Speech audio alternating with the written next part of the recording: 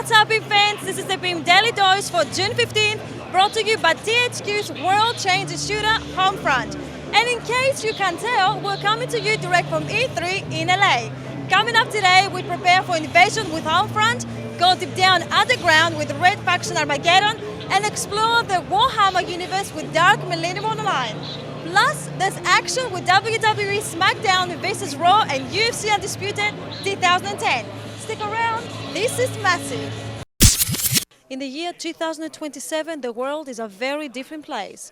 An economic crisis and plague has crippled America, and the Korean Republic, led by Kim Jong-il's son, is on the rise.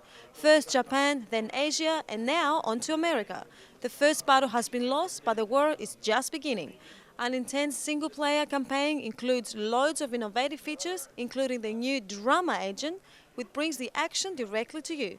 Here's what the lead developer, Chris Cross, had to say. So the drama engine started out as just an idea, and it's evolved into a tool set that we use and also a philosophy. And so what we try to do is bring all the story moments in-game, no cutscenes. And to do that, we have to sort of approach all of the sort of spectacle scenes and the drama scenes in a way that brings it directly to the player. It's not easy, but we'll see how it works out. Fantastic. Well, that's fantastic, Chris. It sounds like a great game. When can we expect to see Homefront on the shelves? Winter 2011. Last week we showed you the debut trailer for Red Faction Armageddon, and here's the inside word from the developers themselves. According to level designer James Giral, the fact that they're gone underground is bad news for the miners, but good news for you, the gamer. So in terms of gameplay, Red Faction is obviously really well known for its destruction engines.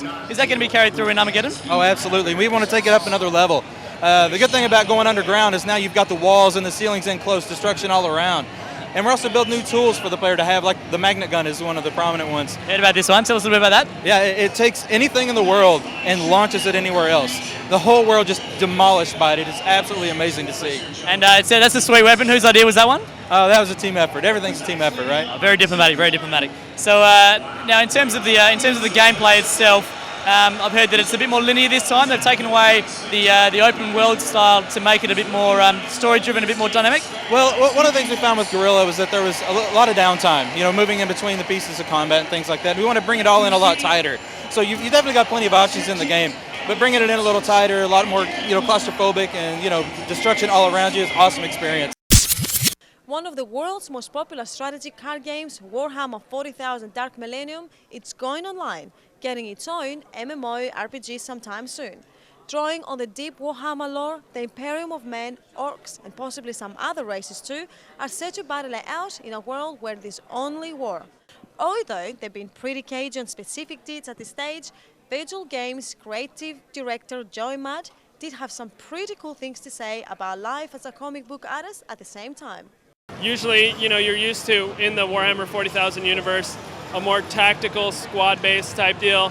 And, we are not talking a lot about the combat right now, but needless to say, the big epic battlefields and big epic battles will be featured in the game, but it'll be from the perspective of a hero, the one guy. You're this guy, and you're, just living out, his life on the battlefield, outside the battlefield. We're creating some really interesting worlds to put them in.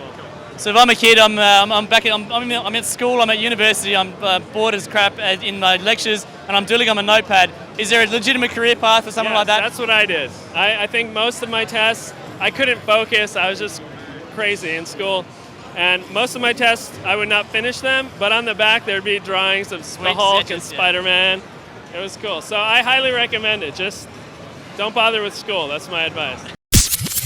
Wrestling fans, there's plenty to look forward to this year because not one, but two games are headed your way. Smackdown vs Raw returns again for 2011, and senior developer Corey Ledesma told us that they will be bringing all the WWE superstars back again, plus a new emphasis on physics in the use of items like tables and chairs. Ouch. There's a lot of exciting new stuff, but this year we're showing our dynamic physics in the game. And this is the TLC match, which is tables, ladders, and chairs. So basically it's weapons and mayhem that's going on in the game. And it's all working with dynamic physics this year. Very exciting stuff. Excellent. And you've obviously got all the superstars returning this year.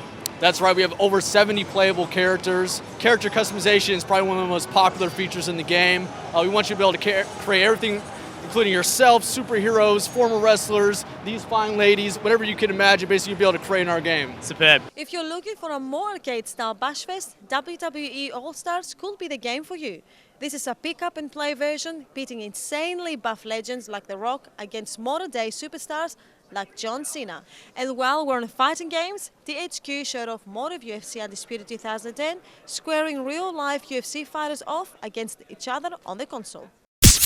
And that's your PiMP Daily Dose for June 15th. We catch you again tomorrow from E3 here in LA.